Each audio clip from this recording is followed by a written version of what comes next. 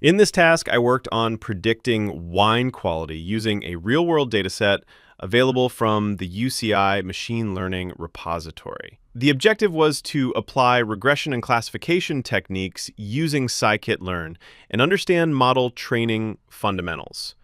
The dataset contains several physicochemical features of red wine samples, such as acidity, pH, alcohol, and sulfates.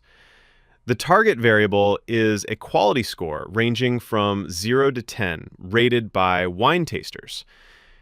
The project began with data preprocessing. I handled missing values, scaled features using standard scaler, and explored correlations between input features and the target variable. Feature engineering steps were also applied to enhance the model's performance. For modeling, I used multiple algorithms, including linear regression, ridge and lasso regression, logistic regression for classification-based interpretation.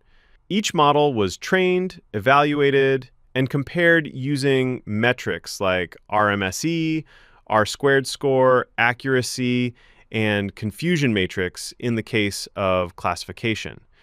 I also plotted learning curves to observe the effect of training data size on model performance and conducted hyperparameter tuning using GridSearchCV.